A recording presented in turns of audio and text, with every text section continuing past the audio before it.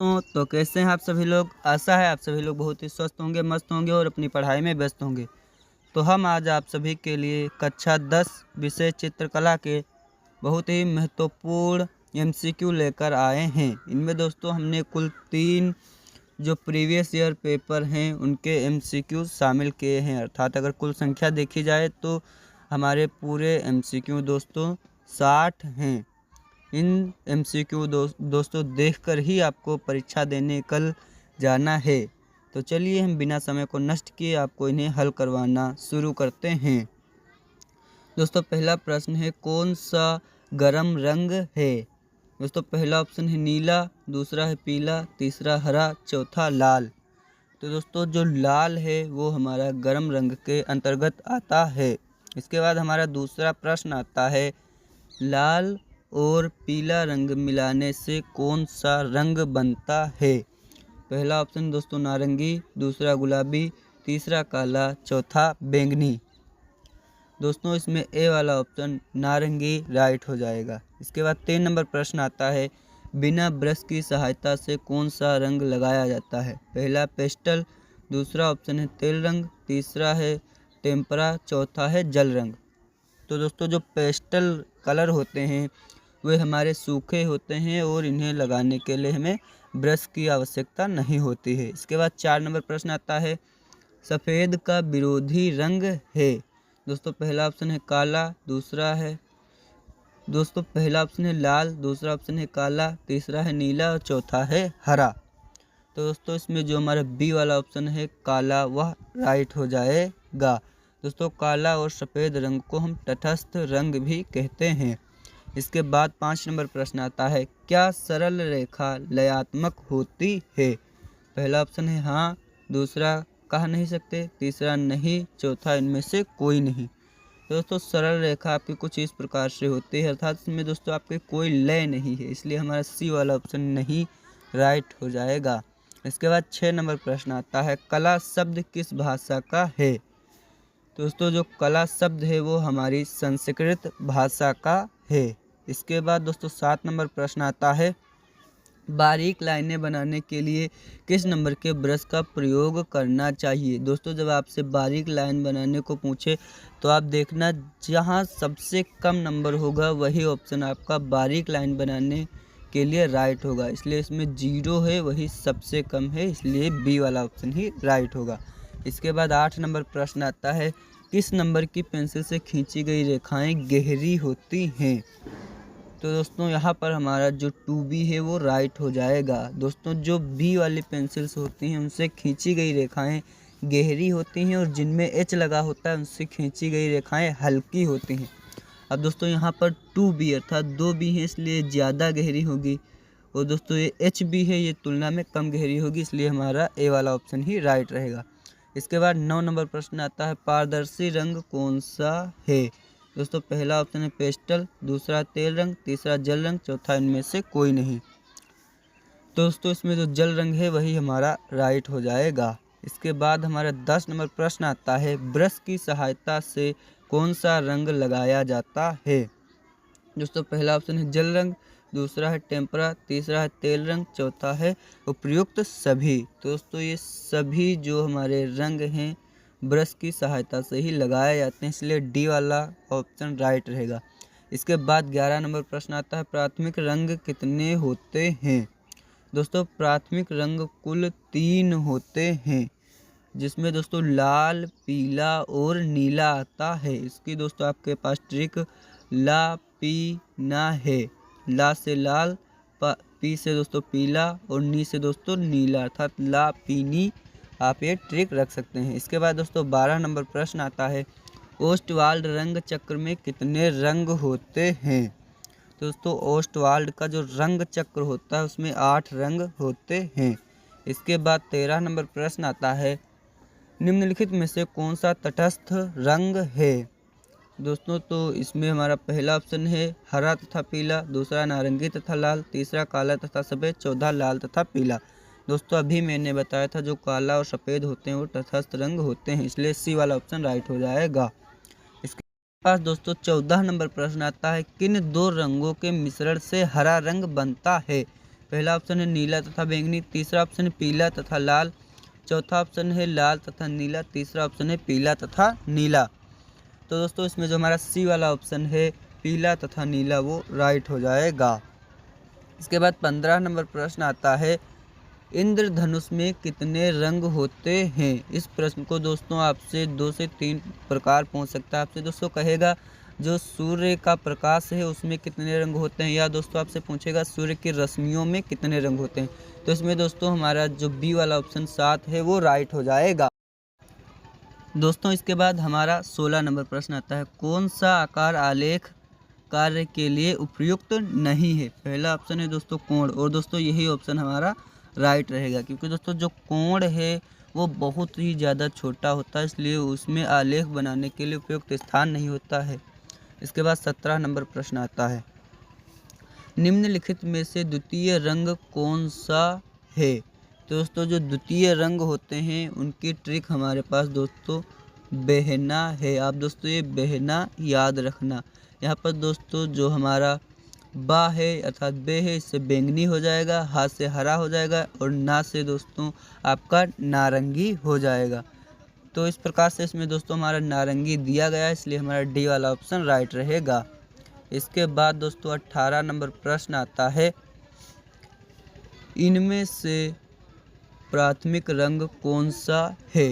तो दोस्तों अभी मैंने आपको लापिनी ट्रिक बताया था, अर्थात इसमें दोस्तों आपको लाल पीला नीला दिख रहा है तो उसी में से राइट होगा, इसलिए हमारा जो ए वाला ऑप्शन है नीला वही राइट हो जाएगा। इसके बाद दोस्तों 19 नंबर प्रश्न आता है, रेखा किसे कहते हैं। तो दोस्तों इसमें हमारा जो डी वाला ऑप्शन है, दो बिंदुओं की बीच की दूरी को रेखा कहते हैं, ये राइट हो जाएगा। इसके बाद हमारा 20 नंबर प्रश्न आता है, द्वितीयक रंग कितने होते हैं। तो दोस्तों जो द्वितीयक रंग होते हैं वो मुख्यतः 3 होते हैं, इसलिए हमारा डी वाला ऑप्शन इसमें भी राइट हो जाएगा।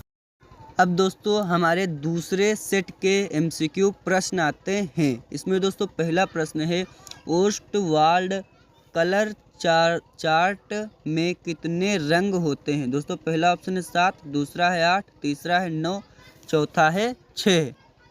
दोस्तों जो ओस्टवाल्ड चार्ट होता है उसमें दोस्तों 8 रंग होते हैं। इसके बाद दोस्तों हमारा 2 रंग आता है, तटस्थ रंग कितने होते हैं। तो दोस्तों आप जानते हैं तटस्थ रंग 2 होते हैं, काला और सफ़ेद। इसके बाद दोस्तों 3 नंबर प्रश्न आता है, द्वितीयक रंग कितने होते हैं। तो दोस्तों इसमें आपको द्वितीयक रंगों की संख्या बतानी है। इसमें दोस्तों हमारा जो 6 है वो राइट हो जाएगा। दोस्तों यदि आपको कहीं पर ऑप्शन मिलता है द्वितीयक रंग को, यदि वहाँ पर 3 दिया है तो आप 3 पर टिक करेंगे, यदि 3 नहीं दिया है तब आप दोस्तों 6 पर टिक करेंगे, क्योंकि दोस्तों इसके लिए कन्फ्यूजन रहता है। दोनों ऑप्शन सही माने जाते हैं लेकिन सबसे ज़्यादा 3। इसके बाद 4 नंबर प्रश्न आता है, निम्नलिखित में से द्वितीयक रंग कौन सा है। तो दोस्तों जो नारंगी है वो हमारा द्वितीयक रंग है। इसके बाद दोस्तों हमारा 5 नंबर प्रश्न आता है दोस्तों, जिसमें दिया गया है निम्नलिखित में से प्राथमिक रंग कौन सा है। दोस्तों पहला ऑप्शन है हरा, दूसरा ऑप्शन है नारंगी, तीसरा है लाल, चौथा है बैंगनी। तो इसमें दोस्तों ये जो हरा, नारंगी और बैंगनी ये सभी दोस्तों द्वितीयक रंग है, और जो लाल है वो प्राथमिक रंग है, इसलिए सी वाला ऑप्शन राइट होगा। इसके बाद दोस्तों 6 नंबर प्रश्न आता है, प्राथमिक रंग कितने होते हैं।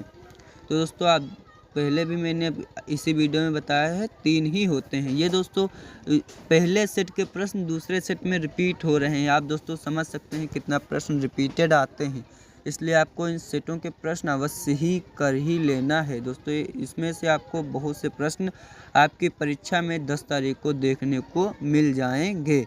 इसके बाद दोस्तों हमारा 7 नंबर प्रश्न आता है, निम्न में से मोटा कौन सा है। कौन सा ब्रश दोस्तों आपका मोटा रहेगा। तो दोस्तों इसमें जो हमारा नंबर 6 वाला ब्रश है वो सबसे ज़्यादा मोटा रहेगा। जैसा कि मैंने दोस्तों बताया था, जिसमें नंबर ज़्यादा होंगे वही सबसे ज़्यादा मोटा होगा, जिसमें नंबर जितने कम होंगे वह ब्रश उतना ही पतला होगा। इसके बाद दोस्तों हमारा 8 नंबर प्रश्न आता है, जिसमें दिया गया है, किसी पेंसिल से खींची गई रेखा हल्की होती है। तो दोस्तों हल्की रेखा खींचने के लिए आपको दोस्तों सिर्फ एच की पेंसिल चाहिए, इसलिए जिसमें एच ज़्यादा होंगे वह पेंसिल सबसे हल्की रेखा खींचेगी, इसलिए हमारा बी वाला ऑप्शन 2H राइट हो जाएगा। इसके बाद दोस्तों 9 नंबर प्रश्न आता है, किस नंबर के ब्रश से बारीक लाइन बनाई जाती है। अब दोस्तों इसमें न्यूनतम नंबर 1 है, इसलिए हमारा सी वाला ऑप्शन ही राइट हो जाएगा। इसके बाद दोस्तों 10 नंबर प्रश्न आता है, सफ़ेद का विरोधी रंग कौन सा है। तो दोस्तों सफ़ेद का विरोधी होता है वो काला होता है, आपने पहले भी देख लिया है, इसलिए डी वाला ऑप्शन राइट रहेगा। इसके बाद दोस्तों 11 नंबर प्रश्न आता है, बिना ब्रश की सहायता से कौन सा रंग लगाया जाता है। तो दोस्तों बिना ब्रश की सहायता से हमारा पेस्टल रंग लगाया जाता है। देखिए दोस्तों कितना रिपीट होता है एक दोस्तों पेपर का दूसरे बोर्ड पेपर में। दोस्तों इसी तरह से लिए गए, आपको दोस्तों जितने भी बोर्ड पेपर के दोस्तों पेपर मिल रहे हैं, प्रश्न मिल रहे हैं, उन्हें हल कर लेना है, जिससे दोस्तों आपको जो बोर्ड पेपर में पेपर मिलेगा उसमें दोस्तों जो पिछले आपने किया है उसी के सेम ही प्रश्न आते हैं। दोस्तों कुछ अलग से नहीं आता है, सब दोस्तों सेम प्रश्न पत्र ही बनाते हैं, एक दो इससे ही अलग कर देते हैं बस। दोस्तों इसमें 12 नंबर प्रश्न आता है, पीले में लाल रंग मिलाने से कौन सा रंग बनेगा। दोस्तों पीले में लाल मिलाने से हमारा नारंगी रंग बनता है। इसके बाद 13 नंबर प्रश्न आते हैं, नीले में पीला रंग मिलाने से कौन सा रंग बनेगा। आपको दोस्तों बताना है, यदि हम नीले रंग में पीला रंग मिला दें तो हमें कौन सा रंग प्राप्त होगा। तो इसमें दोस्तों हमारा जो बी वाला ऑप्शन रहेगा हरा, वो राइट हो जाएगा। इसके बाद दोस्तों 14 नंबर प्रश्न आता है, निम्न में से कौन ठंडा रंग है। तो दोस्तों जो नीला है वो हमारा ठंडा रंग होता है। इसके बाद दोस्तों इसी में हमारा आता है प्रश्न नंबर 15, जिसमें दिया गया है, सफ़ेद में लाल रंग मिलाने से कौन सा रंग बनेगा। तो दोस्तों सफ़ेद में लाल रंग मिलाने से हमारा गुलाबी रंग बनता है, इसलिए बी वाला ऑप्शन राइट हो जाएगा। यदि दोस्तों आप ऐसे प्रश्न करने में असमर्थ हैं तो दोस्तों आपको वहीं पर एग्ज़ाम में ही करना क्या, एक प्रश्न दोस्तों आपको कर लेना है एग्ज़ाम में ही, प्रश्न को दोस्तों आपको वहीं पर दोस्तों कर लेना है। जैसे आप कलर ले लीजिए, जो जो बता रहा है वो मिक्स कर दीजिए, और फिर दोस्तों आप देखिए जो कलर वो दे रहा है उसी पर आप टिक कर दीजिए। इसके बाद दोस्तों आता है 16 नंबर प्रश्न, निम्न में कौन सा रंग गर्म है। तो दोस्तों आपको गर्म रंग बताना है। तो दोस्तों जो लाल है वो गर्म रंग के अंतर्गत आता है। इसके बाद दोस्तों हमारा 17 नंबर प्रश्न आता है, सूर्य की रश्मियों में कितने रंग पाए जाते हैं। तो दोस्तों सूर्य के रश्मियों में 7 रंग पाए जाते हैं। इसके बाद दोस्तों 18 नंबर प्रश्न आता है, हरा, नारंगी तथा बैंगनी निम्नांकित रंग के वर्गीकरण कहाँ स्थित है। तो दोस्तों जो हरा, नारंगी और बैंगनी है दोस्तों आप देखिए बहना बन रहा है, ये दोस्तों द्वितीयक रंग है, इसलिए जो ए वाला ऑप्शन है वो राइट हो जाएगा। अब देखिए दोस्तों 3 ही की संख्या में दिए हैं, इसीलिए मैंने कहा था जहाँ 3 दिखे वहाँ 3 ही राइट रहेगा द्वितीयक रंगों की संख्या में। इसके बाद 19 नंबर प्रश्न आता है, किस नंबर की पेंसिल से खींची गई रेखाएं गहरी होती हैं। दोस्तों गहरी रेखाएं खींचने के लिए हमें बी की संख्या पेंसिल में बढ़ानी पड़ेगी, इसलिए दोस्तों यहाँ पर जब एच बी देखते हैं तो यहाँ पर दोस्तों सिर्फ एक ही बी है और एच है, और यहाँ पर दोस्तों 2 बी है, इसलिए हमारा सी वाला ऑप्शन ही राइट रहेगा।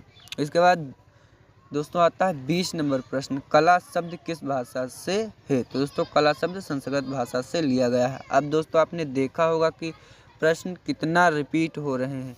तो अब दोस्तों हमारा अगला आता है प्रश्न पत्र, जिसमें दोस्तों हम पहले प्रश्न से ही शुरू करते हैं। प्रश्न है दोस्तों, निम्न में से कौन सा शीत रंग है। आपको दोस्तों शीत रंग बताना है। तो दोस्तों जो हरा रंग है वो हमारा शीत रंग के अंतर्गत आता है। ये जो रंग है वो हमारी आँखों को शीतलता अर्थात ठंडक प्रदान करता है। इसके बाद 2 नंबर प्रश्न आता है, निम्नलिखित में से कौन सी लयात्मक रेखा है। दोस्तों पहला ऑप्शन है सरल रेखा, दूसरा ऑप्शन है ऊर्ध्व रेखा, तीसरा ऑप्शन है वक्र रेखा, चौथा ऑप्शन है क्षैतिज रेखा। तो दोस्तों इसमें सी वाला ऑप्शन वक्र रेखा राइट हो जाएगा। इसके बाद 3 नंबर प्रश्न आता है, बनावट की दृष्टि से आलेखन कितने प्रकार के होते हैं।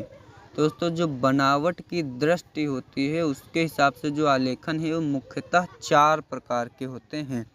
इसके बाद दोस्तों 4 नंबर प्रश्न आता है, सफ़ेद रंग का विरोधी रंग कौन सा है? दोस्तों सफ़ेद का जो विरोधी होता है वो काला होता है।